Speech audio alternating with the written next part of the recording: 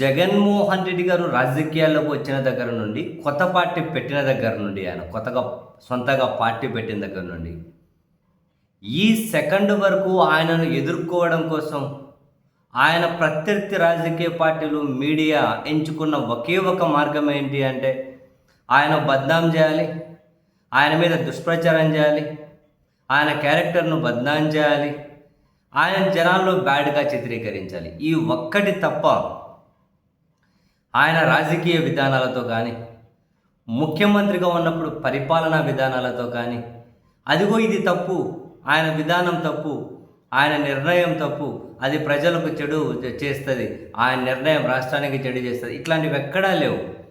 ఎంతసేపు ఉన్నా ఆయన బద్నాం చేయాలి, క్యారెక్టర్ను బద్నాం చేయాలి, దుష్ప్రచారం చేయాలి.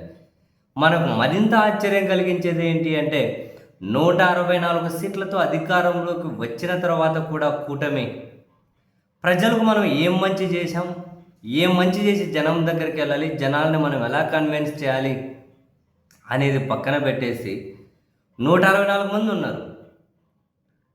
అధికారంలోకి వచ్చిన మొదటి సెకండ్ నుంచి కూడా మళ్ళీ జగన్ ఎట్లా బదనాం చేయాలి, దానికోసం మతం తెచ్చారు, బూమరంగ్ అయిపోయింది, దేవుని తెచ్చారు, బూమరంగ్ అయిపోయింది, ఎవరైతే ముందుకు తెచ్చారో అదే వీళ్ళకే చుట్టుకుంది. అందుకని చెప్పి మళ్ళీ పాత చింతకాయ పచ్చడి లాంటివి ఇంతకుముందు తన మీద దుష్ప్రచారం చేసినవి ఏవైతే ఉన్నాయో మళ్ళీ వాటిని తెర మీదకి తీసుకొని వచ్చి డిబేట్లలో మాట్లాడే ప్రయత్నం, మళ్ళీ అవే దానికోసం బాగా నోటిదూలో ఉన్న కొందరిని వాడుకుంటూ ఉంటారు. రాజశేఖర రెడ్డి గారు చనిపోయిన తర్వాత ముఖ్యమంత్రి కావాలి అని జగన్మోహన్ రెడ్డి గారు సంతకాలు చేయించారు అని, ఇదే ఒక చెత్త ప్రచారం, తప్పుడు ప్రచారం, దుష్ప్రచారం. అది చాలామంది అది తీవ్రంగా తప్పు అని చెప్పి ఇంతకుముందు ఆ సంతకాలు చేసిన వాళ్ళే ఉన్నారు. అది చాలాసార్లు అది ప్రూవ్ అయింది కూడా అది తప్పు అని. అయినా కూడా వీళ్ళు ఆ ప్రచారం అవ్వరు. మళ్ళీ తాజాగా ఒక ఆయన ఉన్నారు, నోటికి ఎట్లా వస్తే అట్లా మాట్లాడుతుంటారు, ఆయన పేరు ఏందో చూస్తా, పట్టాభి. ఆయన మళ్ళీ ఒక డిబేట్లో మాట్లాడిన మాటలు చూడండి, దాని కౌంటర్గా నిజాలు ఏంటి అన్నవి కూడా సర్క్యులేట్ అవుతూ ఉన్నాయి. హఠాత్తుగా చనిపోయారు. తిరిగే వ్యక్తి పాపం హెలికాప్టర్ ప్రమాదంలో చనిపోయారు. వీడు కొడుకుగా ఒక షాక్ లో వెళ్ళిపోయి నిజంగా ఎంత బాధపడాలో అటువంటి వ్యక్తి తండ్రి పార్థివ దేహాన్ని పక్కన పెట్టుకుని ఈ నీచుడు ఏం చేశాడంటే సంతకాలు పెట్టిస్తాడా ముఖ్యమంత్రి పదవి కోసం ఇటు మనిషిరా అసలు.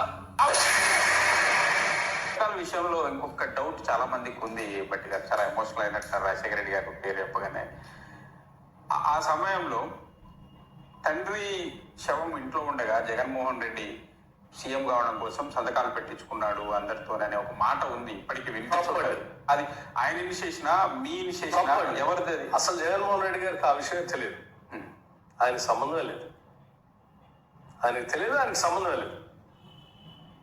ఆయన చేయాలనే ఆలోచన మాలాంటి కాంగ్రెస్ నాయకులు, శాసనసభ్యులు, మంత్రులు అందరూ ఆలోచన తప్ప ఆయనకు అసలు సంబంధమే లేదు. ఆయన అడగలేదు, ఆయన అసలు ఆ డిమాండే చేయలేదు. రాజశేఖర రెడ్డి గారు అంటే ఎంత అభిమానం ఉన్న మీరు, ఆయన మరణం తర్వాత వైఎస్ జగన్మోహన్ రెడ్డి గారు సీఎం కావాలని అందరూ సంతకాలు పెట్టిన తర్వాత అది 9 పేరు 8 పేరు నా సంతకం.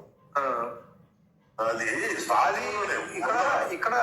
ఇక్కడ దీనికి సంబంధించి రకరకాల కథనాలు వినిపిస్తుంటాయి సార్. అంటే స్వయంగా జగన్మోహన్ రెడ్డి గారే సంతకాల సేకరణకు ఆదేశించారనేది ఒక మాట వినిపిస్తుంది. కాదు.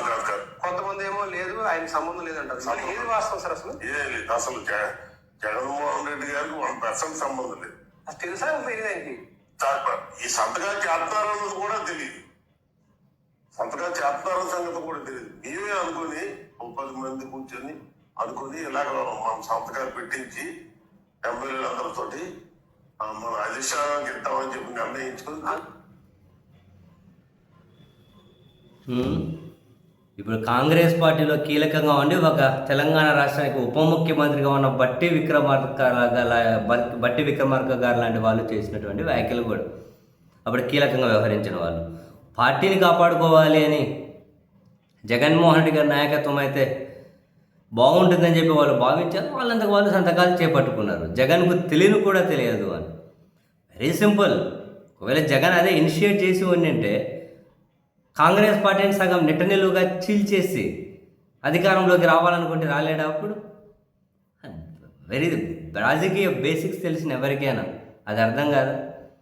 కానీ వీళ్ళు చూడండి, ఆ మాట్లాడే భాష చూడండి. దుర్మార్గుడు రాజశేఖర్ రెడ్డి జగన్ను వాడు వీడు నీచుడు ఇలా భాష వాడుతూ ఉన్నప్పుడు ఆయన జర్నలిస్టా? అందులో కూర్చున్న ఆయన ఇంకొక ఆయన ఎవరు? ఆయన జర్నలిస్టా, యాంకరా? ఆయన అబ్జెక్ట్ చేయరా?